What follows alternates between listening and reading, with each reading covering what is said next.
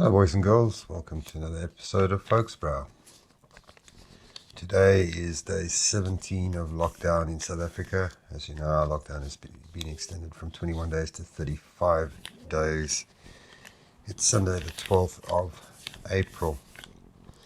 Our infections 2028 as published yesterday, 24 hours behind it, remember. That means we are 1.25% up on the previous day. Tests conducted so far 75,053. That means the previous day they only conducted 2,028 tests. Total percent of the population tested 0.13%. Our infection rate 2.7% so far. Deaths, unfortunately, we've had another one. The death rate now stands at 25%. That brings our mortality rate up to 1.25%.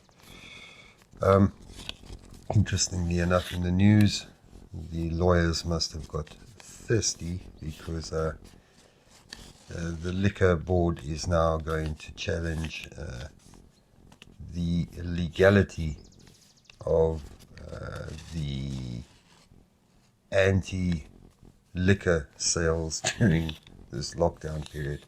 So clearly it was only a matter of time because they are currently, I believe, if the news is to believe, in the Western Cape running riot and breaking into liquor stores, hijacking booze trucks and things like this. So it's a good thing. I don't think they should ever have locked down on or banned booze and cigarettes during this lockdown. I think they should actually have controlled it. It will be interesting to see how they do it, if they work on reduced hours or if they work with a delivery thing, so you phone basically and they deliver to your door, which would be ideal. That way you don't really have to go out. That would be first prize. Anyway, slowly but surely I'm getting on top of all the repair work that I actually have. I ran out of smokes 2 weeks, well, not 2 weeks, 2 days ago, and I've been surviving. I have one of those vape things, and I was looking for one of my chargers, my bulk chargers, you can put multiple batteries in, and I plugged it in and I saw it's dead. So I thought, let's have a look at this battery charger. See if we can find what's wrong with it. Well, let's find out what's wrong with it and see if we can repair it. So I'm going to set up for the bench and we'll take it from there. Right, so here we are on the bench. We have this NiteCore Intellicharger new i4. It's quite dirty. You can see a bit of corrosion in here as well. Okay, won't worry about that for now. As we can see, it's compatible with lithium ion LiPo or lithium polymer and NiCad batteries, AA, AAA, Quad A, C and D. Input voltage range 100 to 250 volt AC, 50 to 60 hertz, so universal mains. 0.25 amp max, 10 watt, or DC 9 to 12 volts at 1 amp. So we've got a AC input and a DC input with the center being positive. Output 4.35 plus minus 1%. 4.2 volt plus minus 1%, 3.7 volt plus minus 1%, 1.48 plus minus 1%. Okay, made in China by Sysmax Industries. Alright, well, let's see. If we take our AC mains and we plug it in, well, this thing is dead. Okay, let's see. How do we take this apart?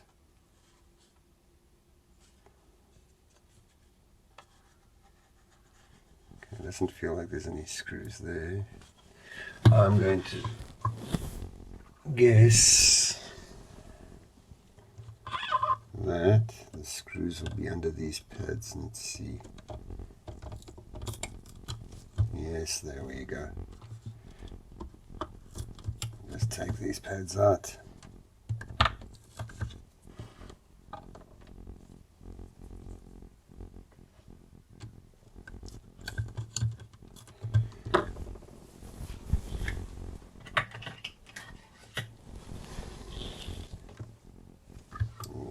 Let's take those out.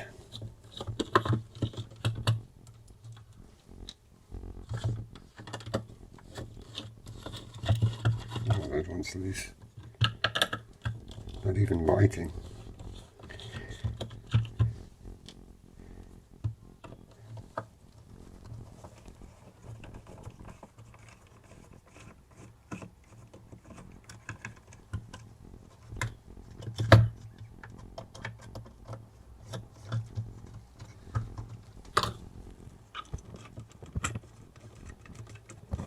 Oh, oh no.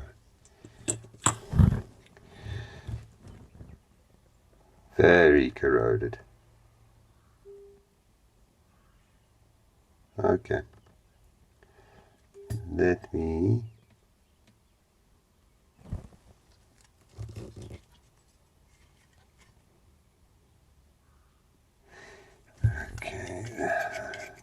our charge links, obviously. The battery, positive and negative, linked via that. Springs. Okay. Let me disassemble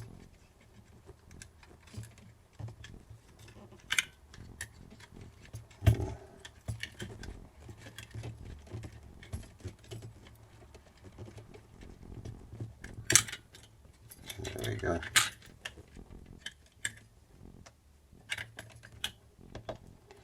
I'll take all these springs out.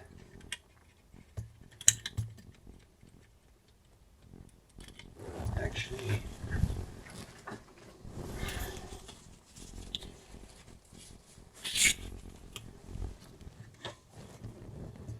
shit, I can't believe all this amount of corrosion on this board. I wonder what caused all of that. I don't remember leaving any batteries in it.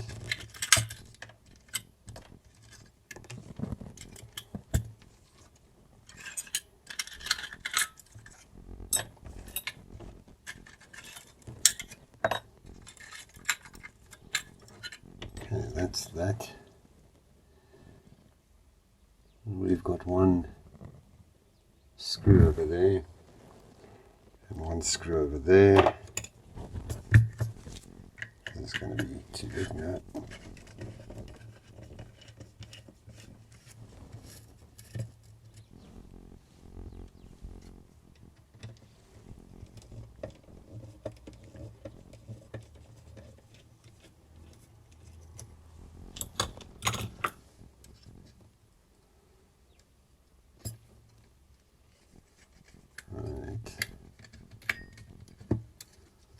That should lift out.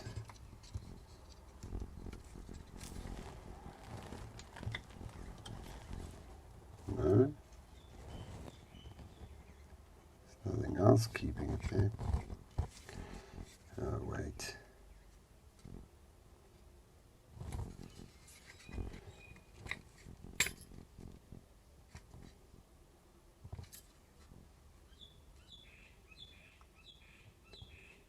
Yes, it looks like these. Not a problem. Over just lift it from this side as well.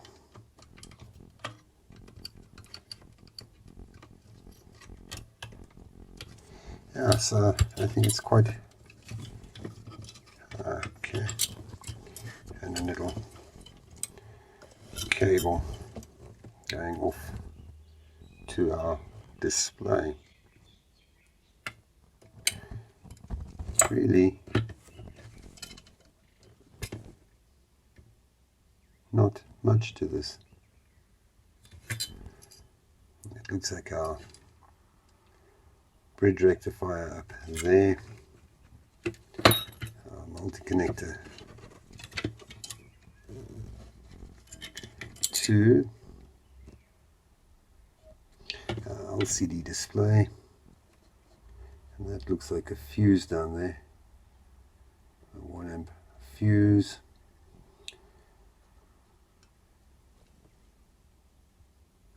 Right, so our mains comes in here. So filter resistors or filter capacitors, our bridge rectifier. Okay, I can't really see with all this corrosion, so what I'm going to do, I'm going to take this LCD off. I'm just going to clean this up with some isopropyl alcohol and we'll come back to it. Right, let's just lock the focus there. We've cleaned our board. It's amazing what a little bit of isopropyl alcohol can do. So anyway, let's have a look.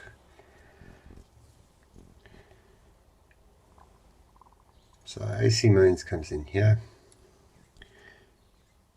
We've got a little fuse down here.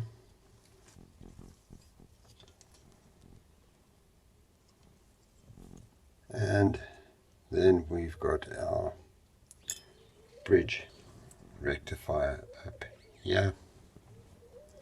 And then we've got this filtering and bulk storage capacitors down here. Some nice bigger resistors down there. And then obviously nice big cutout here. They're doing it in a bit of a strange place again. The cutout, isolation cutout here.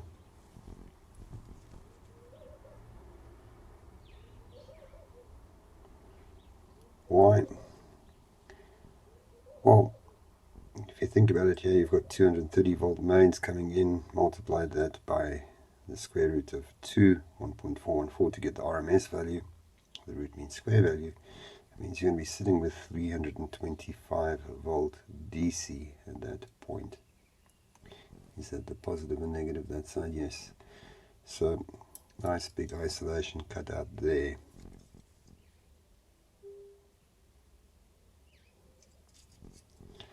Obviously down here, that'll be our microcontroller, I presume, for the our charging chip. Can we get a number on it? Let's see.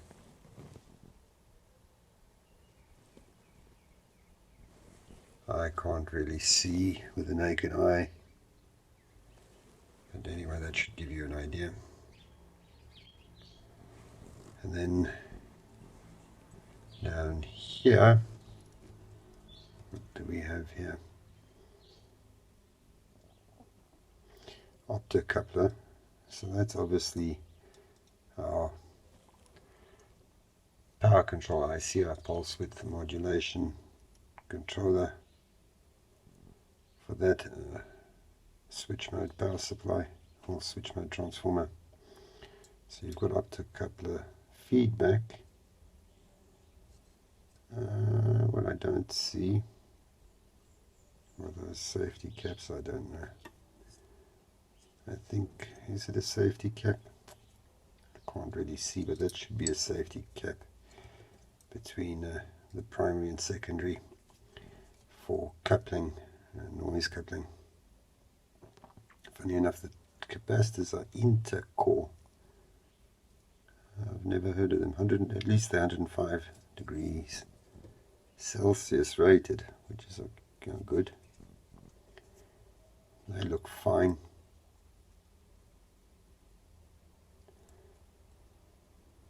Nice inductor, or two inductors. But how are you doing there? Very fapping around. And then a whole bunch of transistors, resistors and capacitors and things.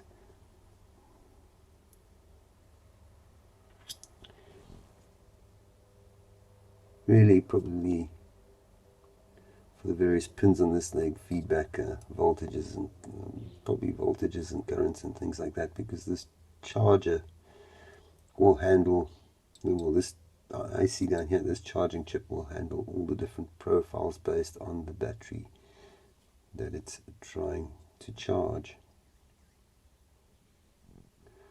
They look a bit black, but I think that's, I don't think the resistors have got any problem.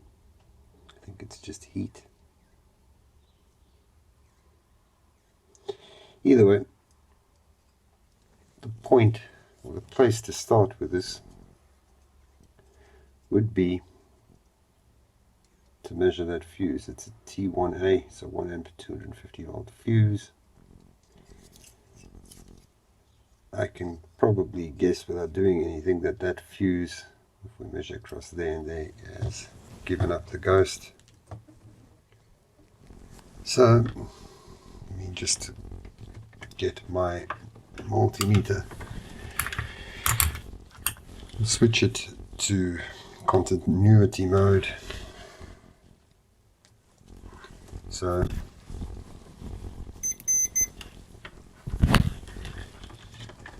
oh, come on. Let's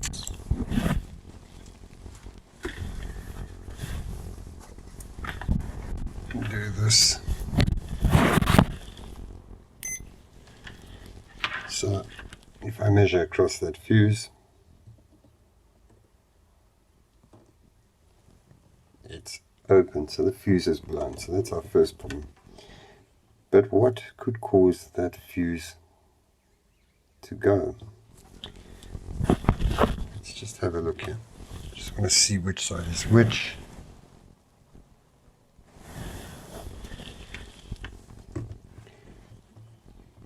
Okay, on that bridge diode on the left of the screen, this side where my black lead is your AC input. So I'm just going to swap the leads around. We'll measure from here to here. That's a dead short, that's not good.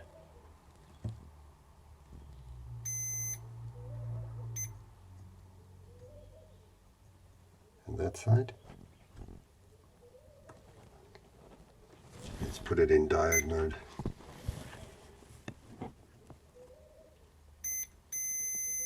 Well, that's definitely not good. That's what it should sound like.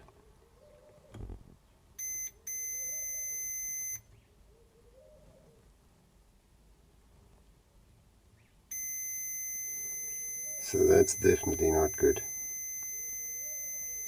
If we swap our leads around,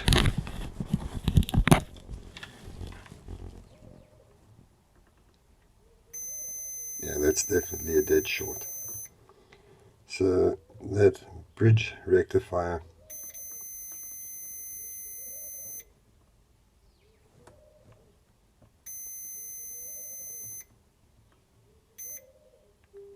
see that diode, that side is working, but that one's a short.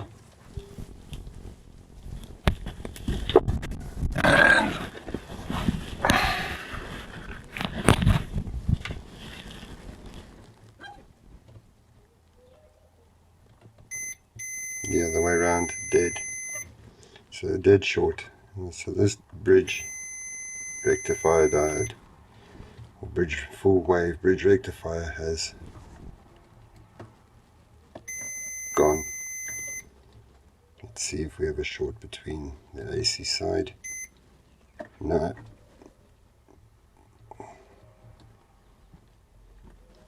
That's okay that way around. And on the output, no.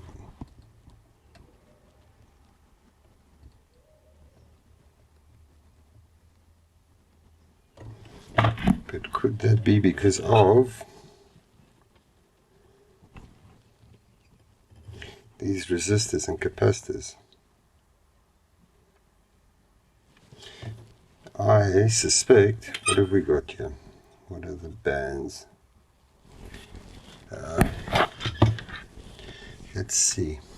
If I measure one of those resistors, I suspect that it's not the bridge diode. I suspect that one of these resistors on the output is giving us is interfering with our reading.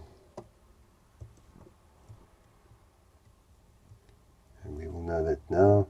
Yes, because they're 12.9 ohms. So I don't think this bridge rectifier is messed up. We could take it out, but I don't really believe that. I'm just going to restart the clip because it's getting a bit long. Yes, so I really, because of these, no, but hang on, that resistor should not interfere with the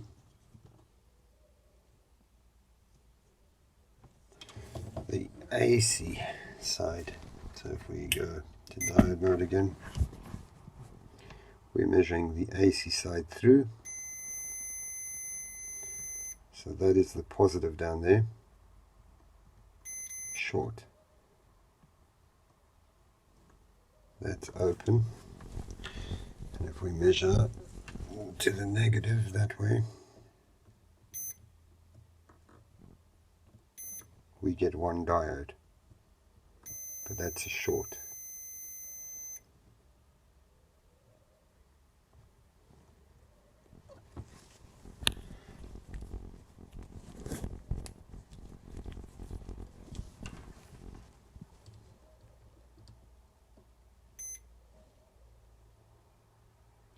Which is fine.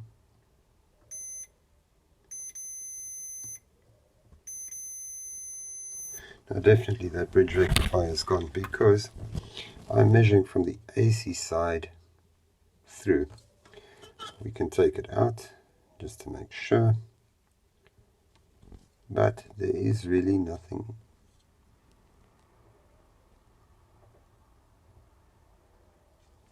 If I look at it, let's see if we can zoom in a little bit.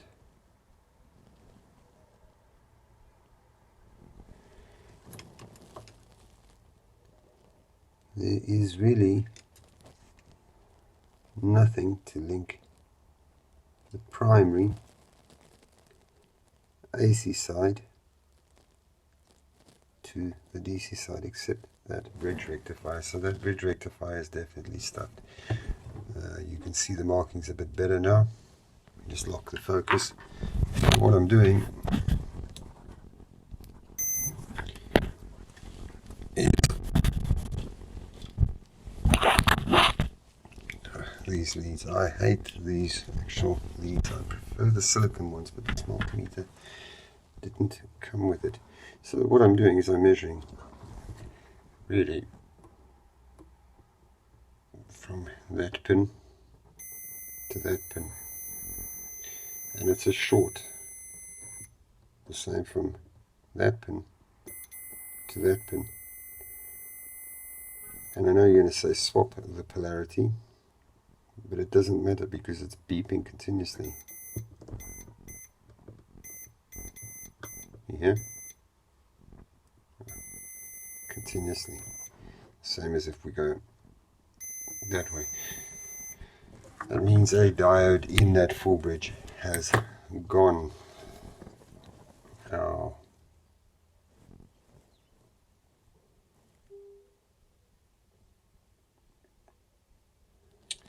I tell you what, I definitely have a fuse for there. What I don't know is, do I have a suitable bridge rectifier to salvage? So that would have failed easy because of heat.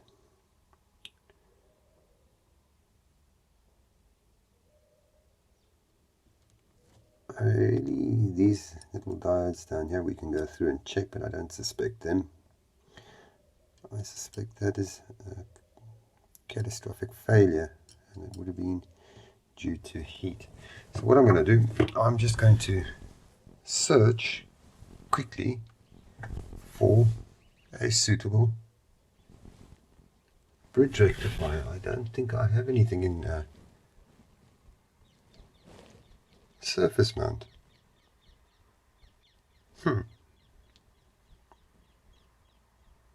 Let me have a look quick and we will come back to it. Otherwise, we're going to have to just end it there. But let's see if I've got a suitable bridge rectifier.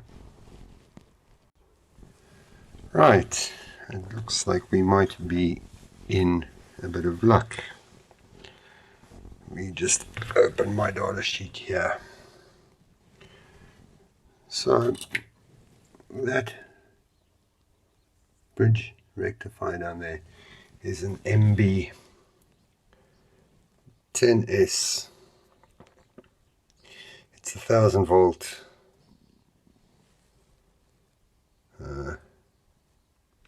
diode and 0.8 amp.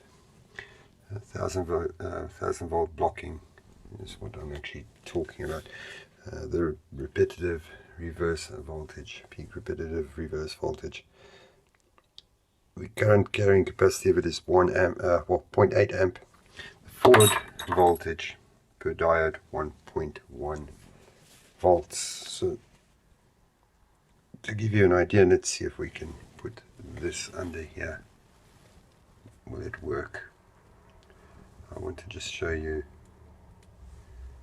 if we zoom out a bit, how we saw, or how we know what's buggered. So we measured from there to there in diode mode, and we got a dead short, so that means that diode is gone. When we measured from there to there, we got a beep or forward voltage for the diode. The same thing when we measured from there to there, we had a dead short, so that diode is gone. When we measured from there to there, we had our beep. So what I've managed to find lying around with a broken board is on this board. If we have a look in there, is a bridge rectifier. I have tested it. It tests fine. This board is stuffed. I can't repair it. If you actually look, if I can get in there, you'll see that IC is blown. It's completely, you can actually see the die inside. So there's no repair I can do on this, so it's just a spare board. So I'm going to take that bridge rectifier out. It's unfortunately a bit bigger, but this is a DB105S. The maximum peak reverse voltage is 600 volts. Still not a problem. The other one was 1000. This one is 600. Remember, we've rectified it to DC, so it's 325. So 600 volts, still not a problem. The average forward current 1 amp. Okay, so it's a little bit more. It's 200 milliamp more than the other one.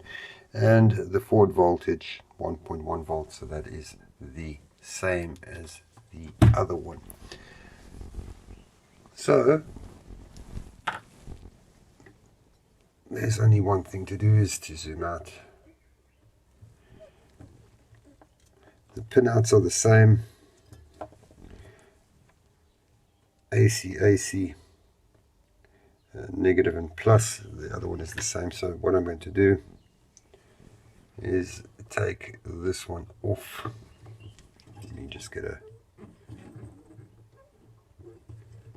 nice angle from myself to be able to take it off. And we'll use our heat gun, our desoldering station.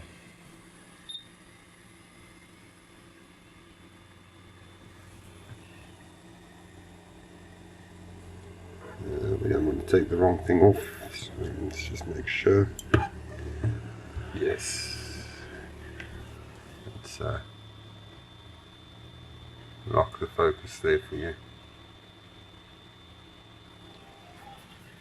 So we'll just heat it up a little bit.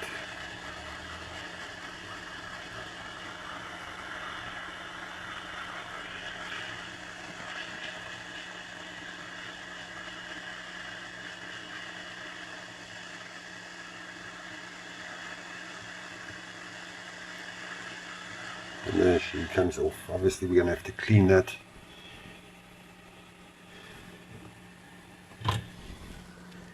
So let's unlock the focus and try and get it down in there for you.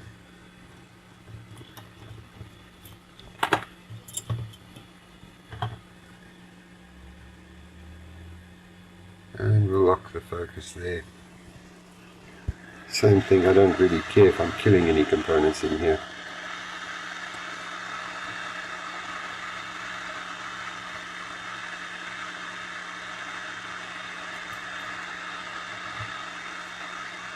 And there we go.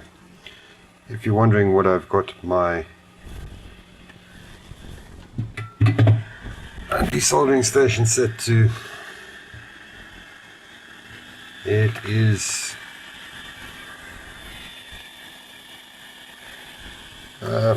just under 400 degrees Celsius at, so there's our BD1 or DB105, and there is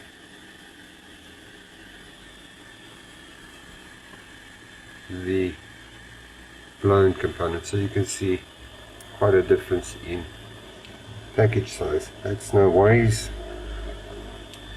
we will make do with it. So I'm just going to restart the clip. We'll come back, clean up the pads and put the new one in. So we're back, same thing as we've done before, just put a little bit of flux down and we'll just clean up the excess solder on those pads.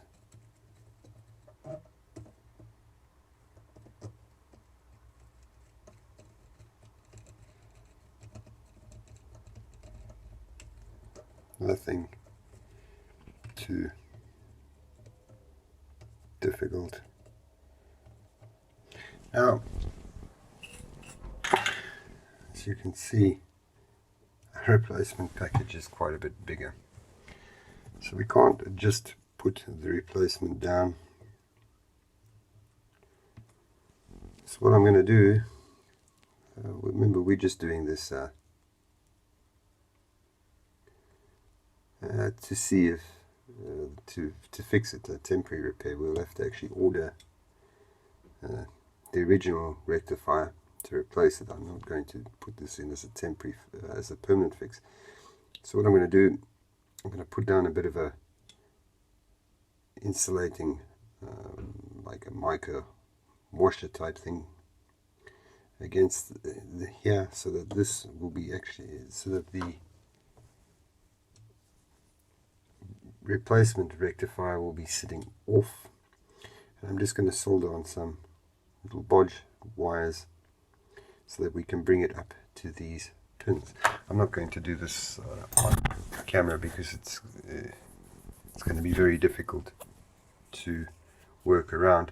What I will do is I'll do this quickly and we'll come back to the finished thing.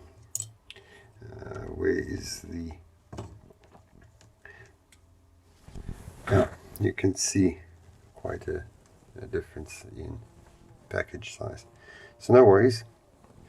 Let's solder in those wires. 0.25 amps, so 250 milliamps. Yeah, that's the maximum that the primary side can carry. So it's really not a lot of current. So we don't need massive wires. So let me do that quickly and we will come back to the finished thing. So we're back. Same thing as we've done before. Just put a little bit of flux down and we'll just clean up the excess solder on those pads.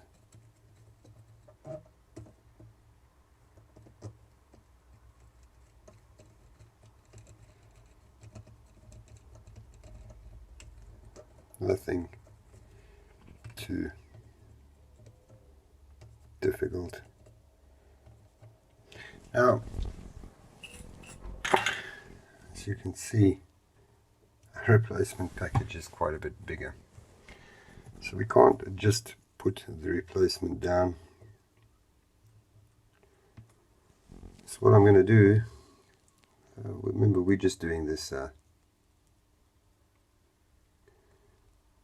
to see if, to fix it, a temporary repair, we'll have to actually order the original rectifier to replace it. I'm not going to put this in as a temporary, as a permanent fix. So what I'm going to do, I'm going to put down a bit of a insulating, like a mica washer type thing against the here, so that this will be actually, so that the replacement rectifier will be sitting off. And I'm just going to solder on some little bodge wires so that we can bring it up to these pins. I'm not going to do this on camera because it's going to be very difficult to work around. What I will do is I'll do this quickly and we'll come back to the finished thing. Where is the... Now you can see quite a difference in package size. So no worries. Let's solder in those wires. 0.25 amps, so 250 milliamps. Yeah, that's the maximum that the primary side can carry. So it's really not a lot of current. So we don't need massive wires. So let me do that quickly and we will come back to the finished thing. Right, there we have it. We've replaced the old bridge rectifier with a new one.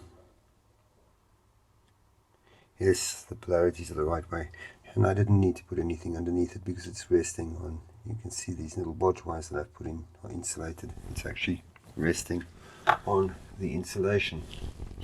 So the last thing we need to do now is replace that fuse. I don't know if I'm going to be able to do this online. And surprise, surprise, I don't actually have a 1 amp fuse. But what I do have is a 2 amp fuse. So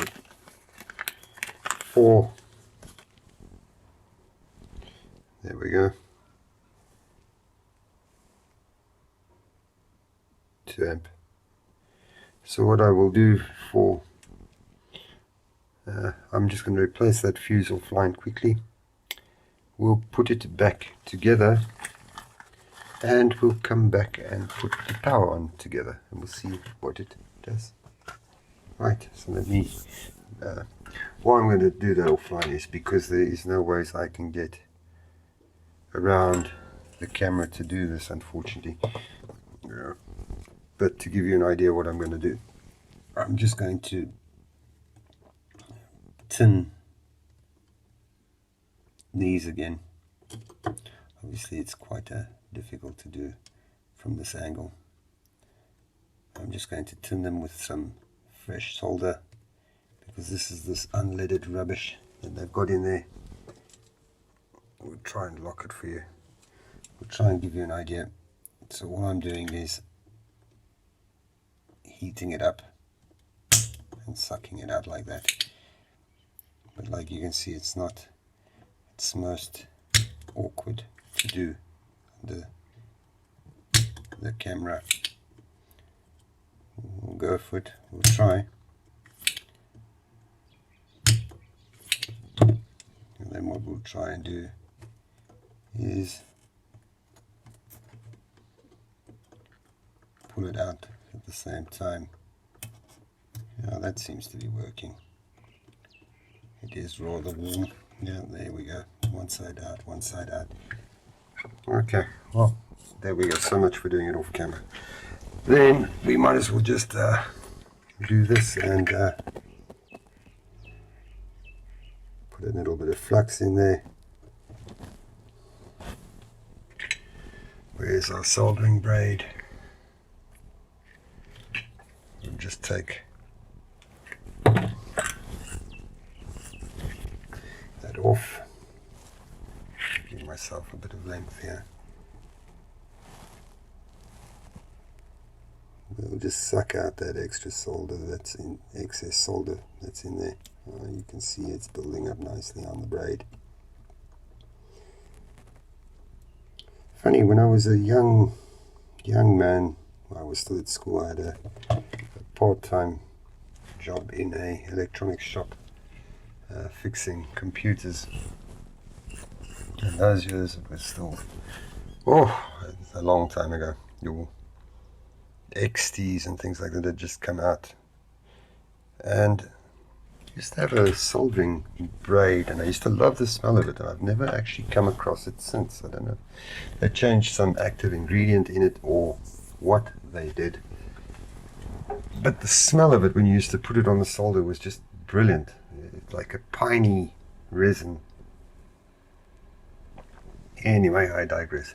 So that's our old fuse stuffed. Let's just make sure our new fuses are okay. I'm just going to measure it offline. Well, out of sight of the camera. So if we measure it, our fuse is fine. Perfect. So let's put it in the right way.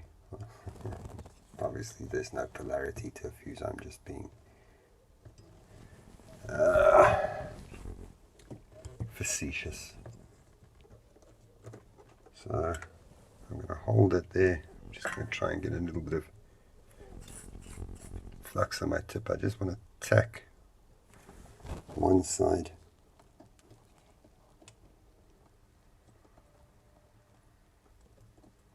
No, that's not going to work.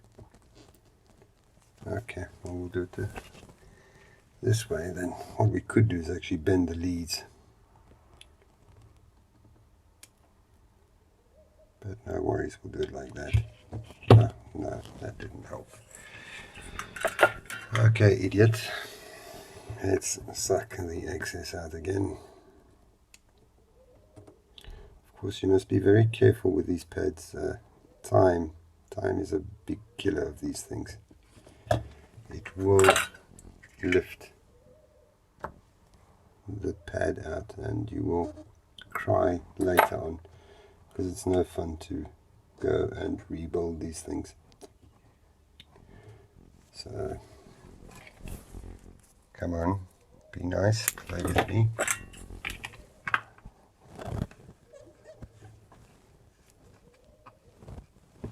Let's come out. Let's take you out.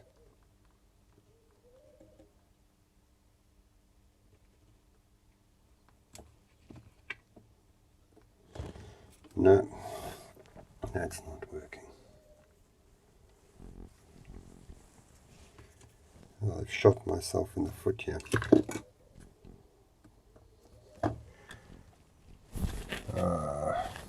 Craig.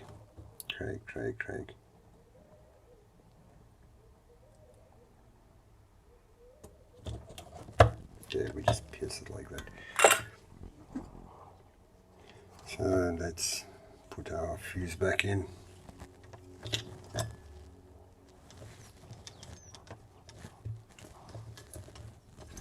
Over here.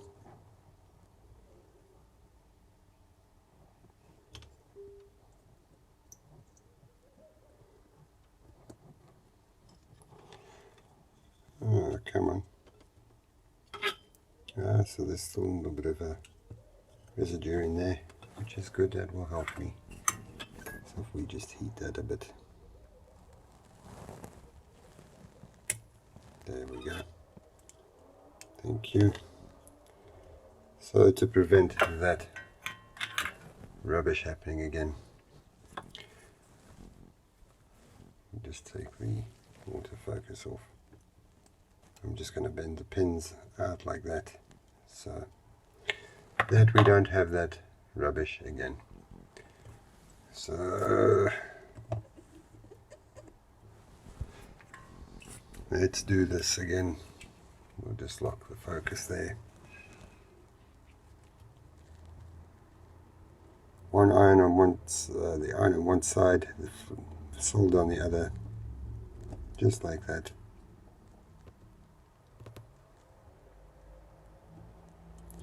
And you see it goes down through the hole. Can you see that? Yeah, I'm sure you can. Okay, so the only thing left to do is to cut these excess leads off. You don't want to cut too much. And clean it up and put it together. So I'll do that off camera and we'll come back to put the power on. Right, here we are. I've reassembled our charger.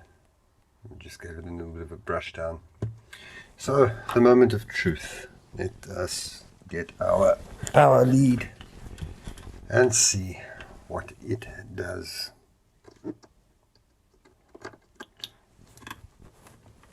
Oh well, lights. I can't remember what it's supposed to do. Let's see, have I got some batteries somewhere? Yep, there we go. Pull it back. Ah, most excellent.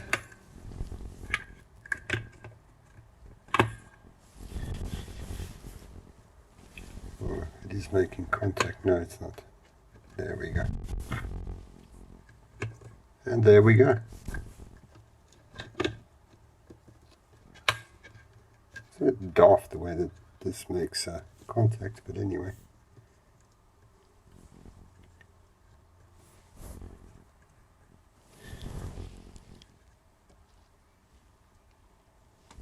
Yeah, it's a bit... Okay, so what I will have to do is... Yeah, I'll have to go back and clean these pads. But anyway, we can see it's charging. So the culprits, the fuse obviously. Is this a common fault? Well, if you see that your fuse on the primary side is blown on your AC mains and you've got a rectifier that's following it, you should immediately suspect any bridge rectifier and test it. I've come across it a few times that a diode in the bridge will go, and that will obviously short out your AC mains and blow the fuse. So yes, the bridge rectifier is a good starting point. Any diode following AC mains, bridge rectifier, halfway rectifier, anything like that, definitely suspect the bridge rectifier if the power is not coming on. Obviously when you replace the fuse you need to check further down. Beyond that, any sort of transistor, switching transistor, pass transistor, anything like that, any semiconductor device, not necessarily ICs or anything like that, because they don't normally give you problems. ICs don't normally blow unless they're a power device, but normally what would blow is the power device. So it'll be your bridge rectifier, your switching transistors, things like that. MOSFET drivers or IGBT drivers or transistor drivers, no. The IC itself won't go. It's the device that is switching the power. But we can see it's working. I'm chuffed. Nice, easy repair. Let us set up for the end shot. Right, and that brings us to the end of another video. Battery chargers are relatively simple. They have management ICs that do all the magic behind them. It's not usually the magic IC that will go. It'll be a switching component or something like that. Bridge rectifiers do tend to go quite often. In general, the thing that is killing them is the heat. The guys are not